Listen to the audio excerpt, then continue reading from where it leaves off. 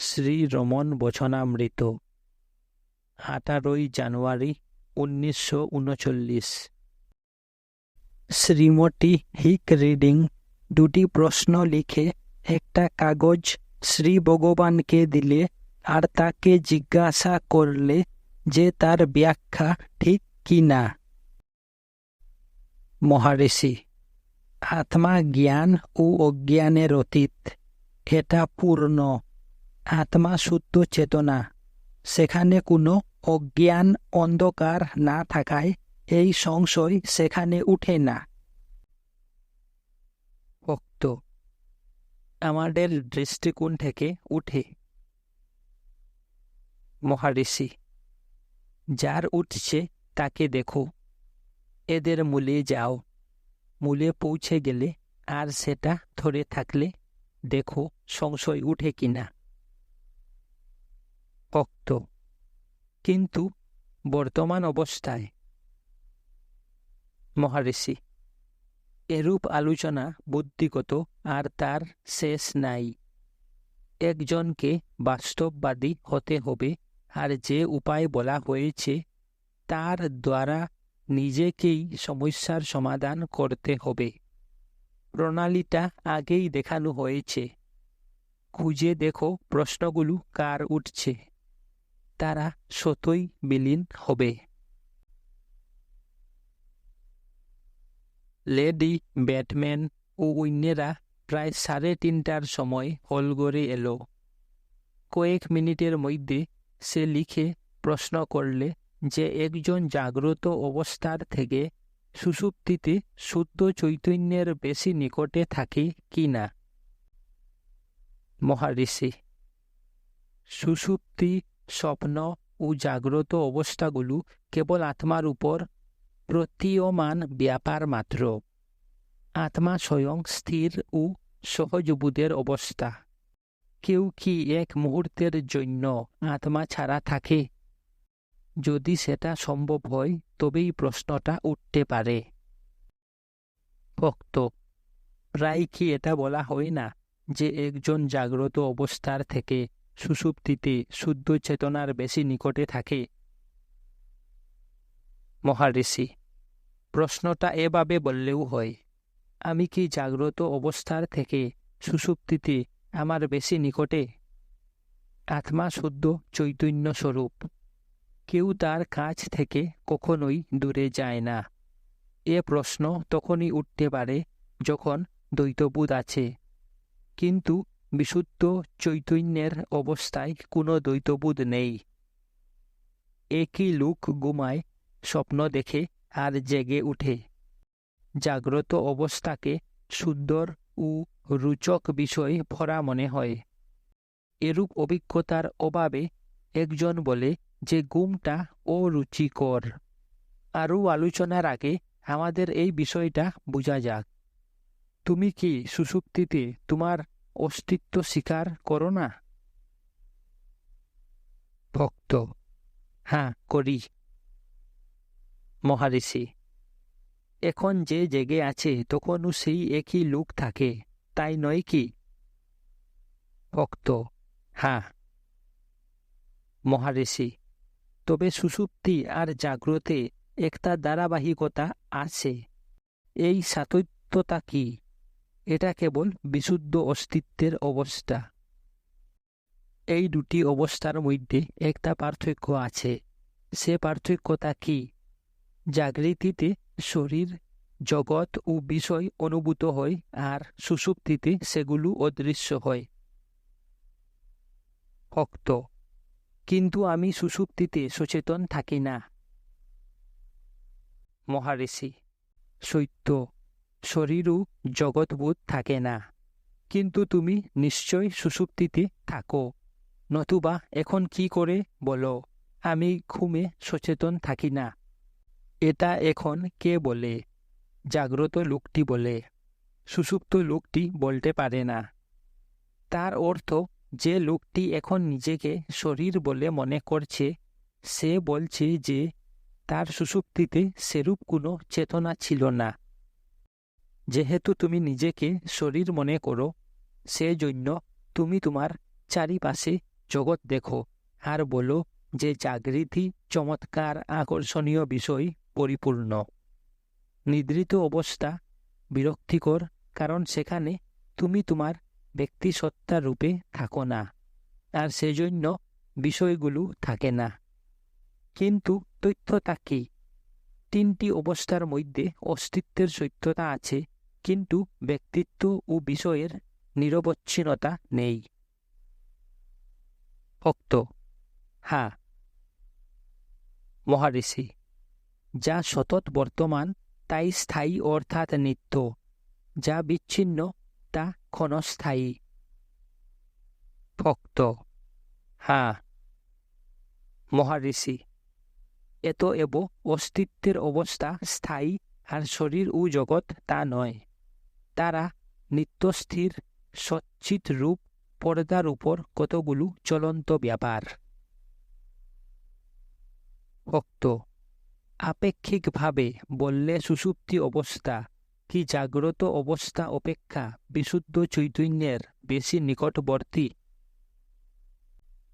মহারিষি: হ্যাঁ এইভাবে। যখন ঘুম থেকে জেগে ওঠা হয় তখন আমি চিন্তাটা শুরু হয়, মনের খেলা আরম্ভ হয়, চিন্তার উদয় হয়, আর তারপর শরীরের ক্রিয়া কলাপগুলো সক্রিয় হয়।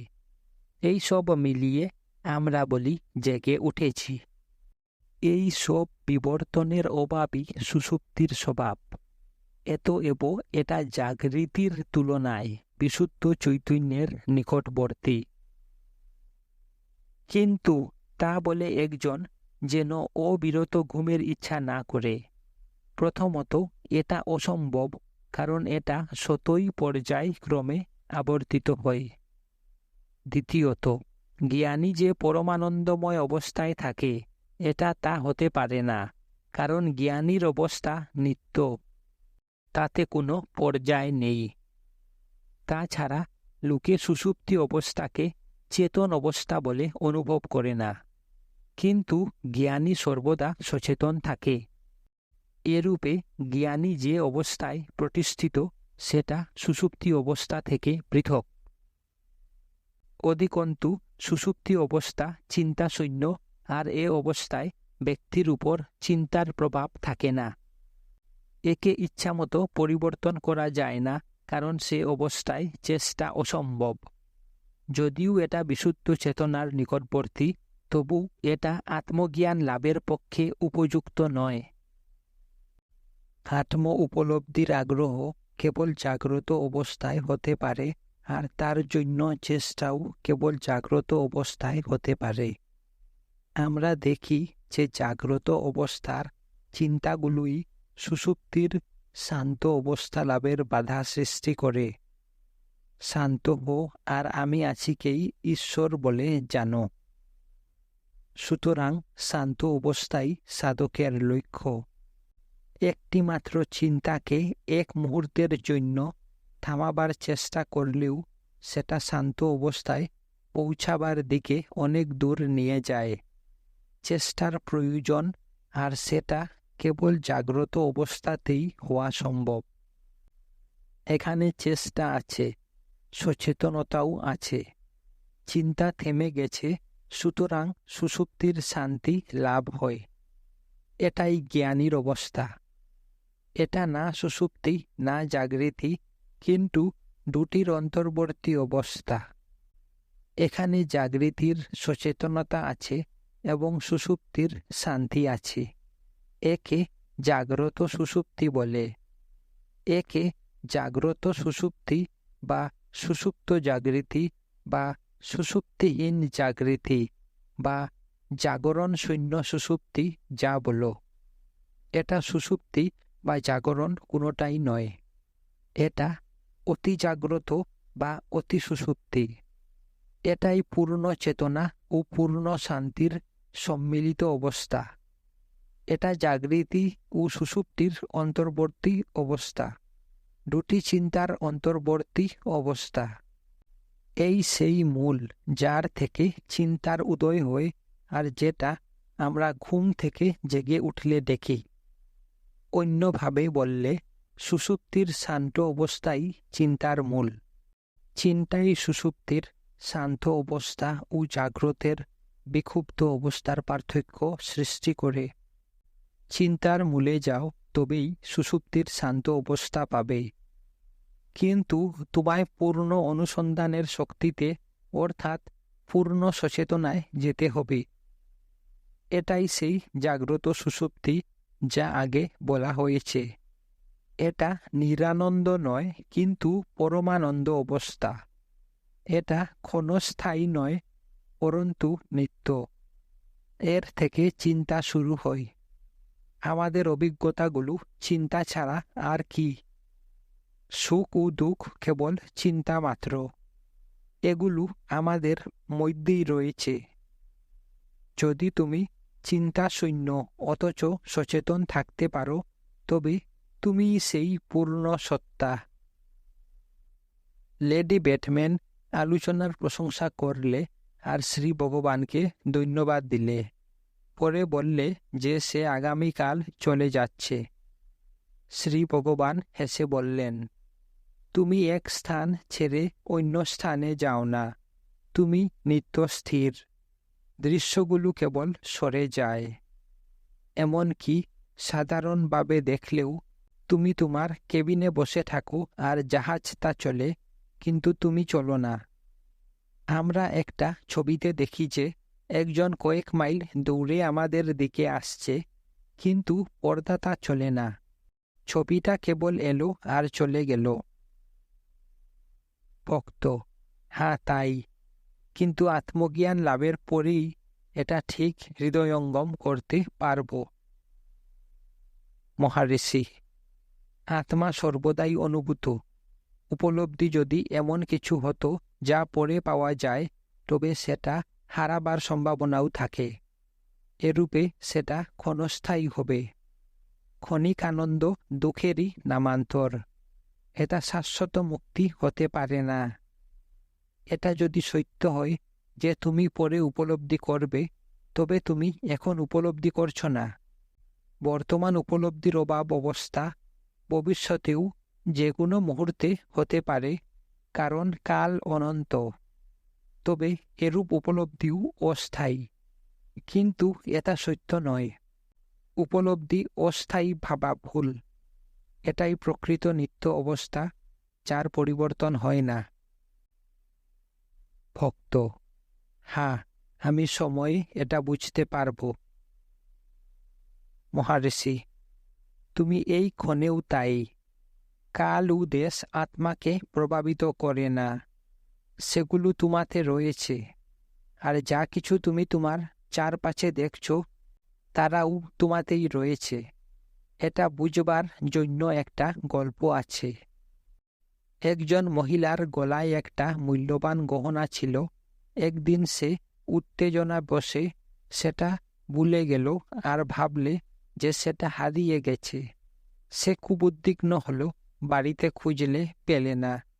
সে তার বন্ধু বান্ধবী, পাড়া প্রতিবেশীদের জিজ্ঞাসা করলে যে কেউ তার হারের কথা জানে কিনা।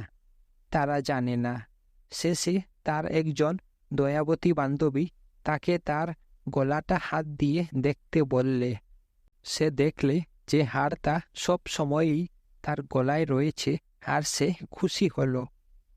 পরে যখন অন্যেরা তাকে জিজ্ঞাসা করলে যে তার হারানো হারটা পেয়েছে কিনা, সে বললে, হ্যাঁ, পেয়েছি। সে তখনও ভাবছে যে সে তার হারানো গহনা ফিরে পেয়েছে। এখন সে কি এটা আদৌ হারিয়েছিল? এটা সব সময়ে তার গলায় ছিল। কিন্তু তার অনুভূতিটা বিবেচনা করো। সে খুশি হলো যেন সে হারানো গহনা ফিরে পেল। আমাদের অবস্থাও ঠিক সেই রূপ। আমরা মনে করি যে কোনো সময়ে উপলব্ধি করব, কিন্তু প্রকৃতপক্ষে আমরা কখনই আত্মা ছাড়া আর কিছু নই। ভক্ত: আমার মনে হচ্ছে যেন পৃথিবী ছেড়ে আমায় অন্য কোথাও নিয়ে যাওয়া হয়েছে। শ্রী ভগবান চিঠিপত্র দেখতে দেখতে এটা শুনতে পেয়ে হেসে বললেন, এই স্বর্গরাজ্য, বাইবেলের বলা স্বর্গরাজ্য আর জগৎ কিছু দুটি পৃথক স্থান নয়। বাইবেল বলে স্বর্গরাজ্য তোমার অন্তরে, এটা তাই। আত্মজ্ঞানী একেই স্বর্গরাজ্য দেখে, অন্যপক্ষে অন্যেরা একে এই জগৎ দেখে। পার্থক্যতা কেবল দৃষ্টিভঙ্গির। ভক্ত, আমরা কি করে জগৎ ও তার লোকেদের অস্বীকার করতে পারি? আমি একটা সঙ্গীত শুনছি, এটা সুমিষ্ট ও অপূর্ব। আমি এটা ভাগনারের বলে বুঝতে পারলাম। আমি একে আমার রচিত বলতে পারি না। মহারিষি, ভাগনার বা তার সঙ্গীত কি তোমায় ছাড়া থাকে? যদি তুমি সেখানে এটা ভাগনারের বলার জন্য না থাকো, তবে কি তুমি এর সম্বন্ধে সচেতন হও? তার সম্বন্ধে বোধ না থাকলে কি সেটা আছে বলা যায়?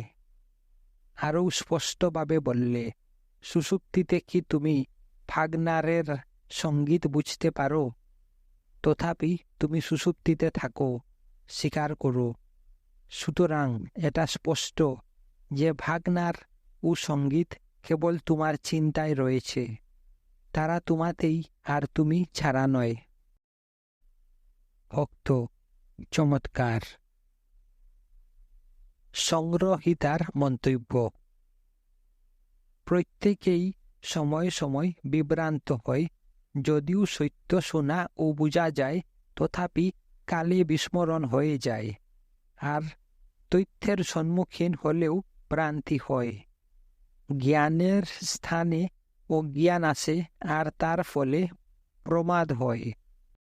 একমাত্র জ্ঞানী আমাদের চিন্তাধারাকে মাঝে মাঝে সন্মার্গবিমুখী করতে পারেন।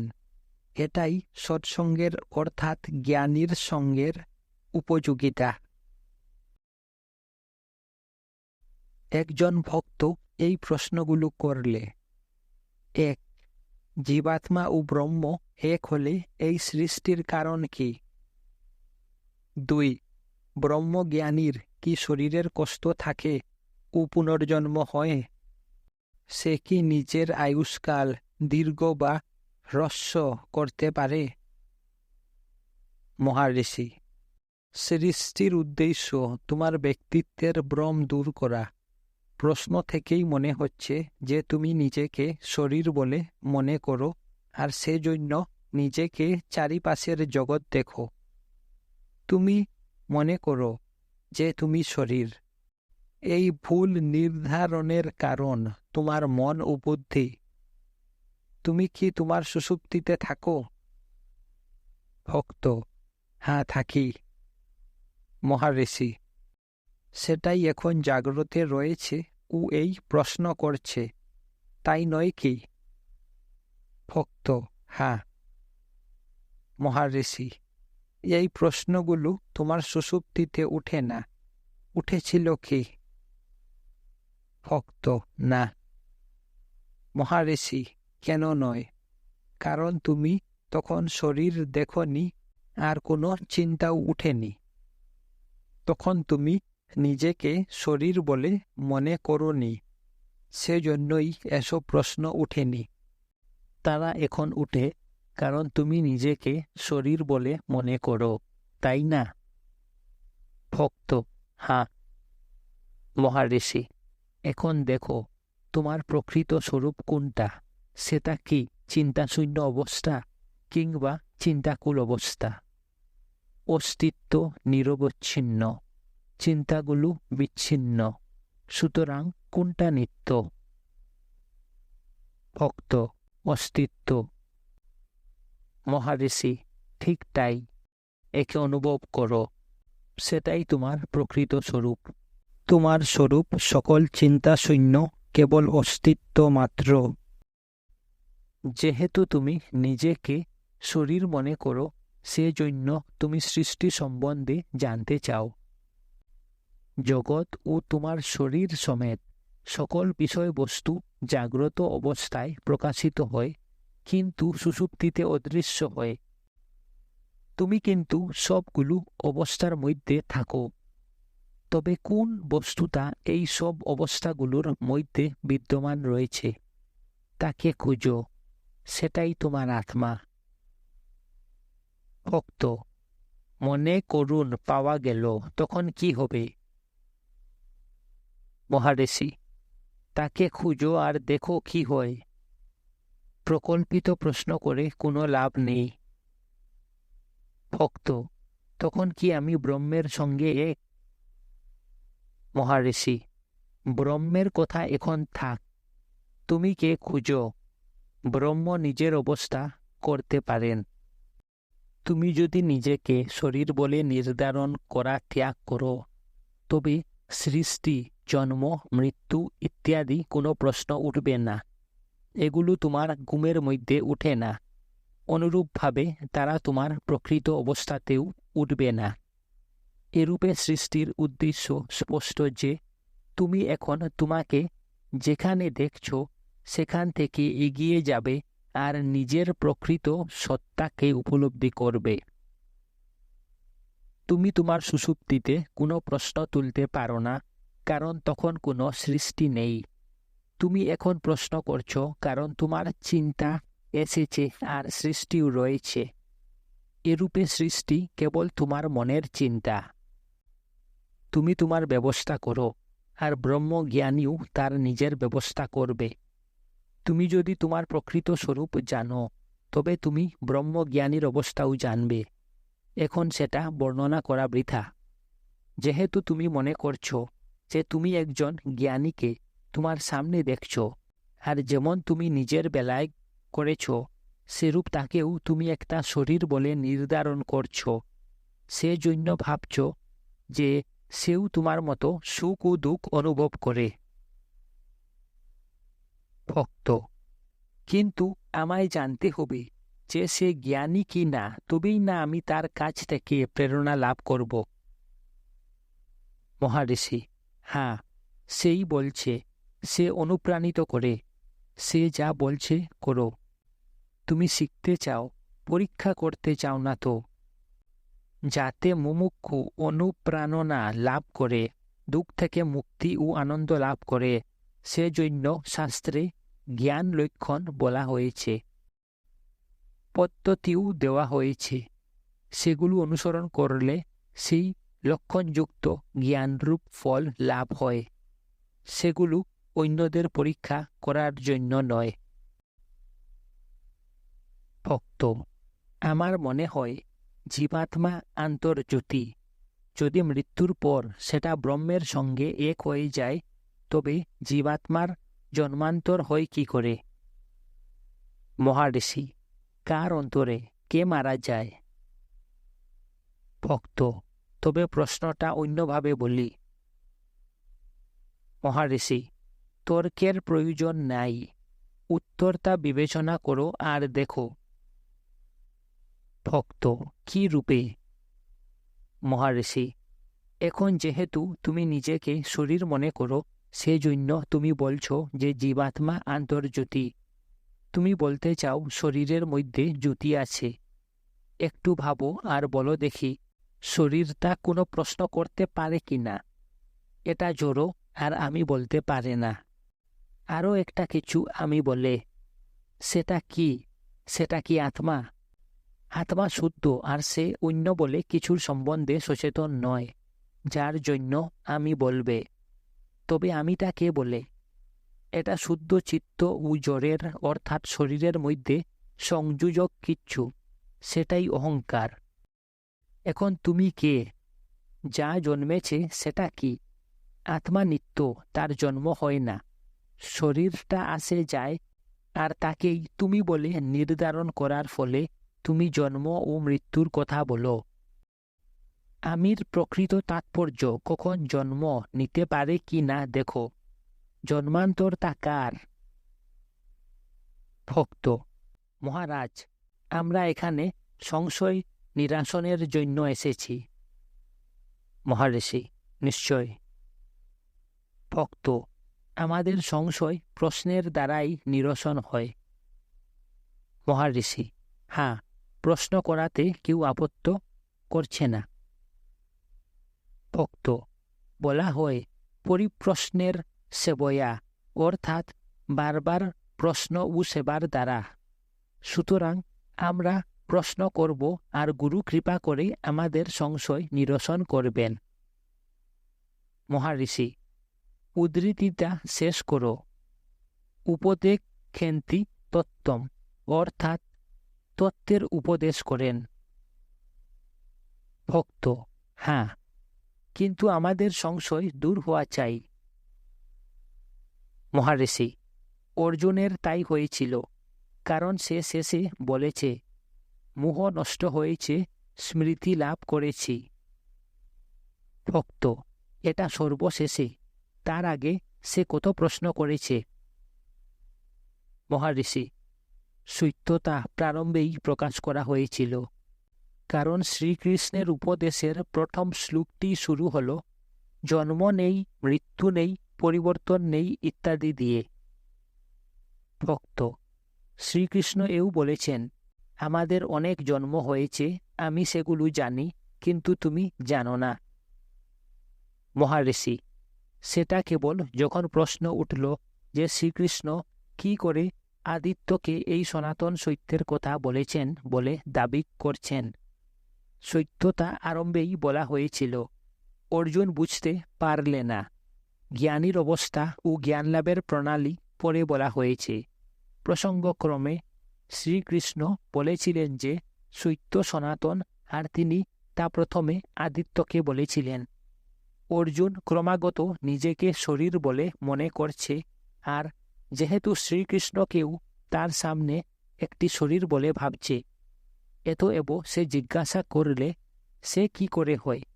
আপনি এই কিছুদিন পূর্বে দেবকীর গর্ভে জন্মেছেন। যারা সৃষ্টি আরম্ভ করেছে আদিত্য তাদের একজন। আপনি এই সত্য আদিত্যকে কি করে বললেন? শ্রীকৃষ্ণ অর্জুনের প্রশ্নের উত্তর সেইভাবেই দিলেন, আমাদের বহু জন্ম হয়েছে, আমি তাদের জানি, কিন্তু তুমি জানো না ইত্যাদি। ভক্ত: আমাদের সত্য জানা উচিত। মহারিষি: সত্যের উপদেশ দেওয়া হয়েছে, নির্দেশও দেওয়া হয়েছে। দেখো তুমি কে, এটাই সম্পূর্ণ উপদেশ।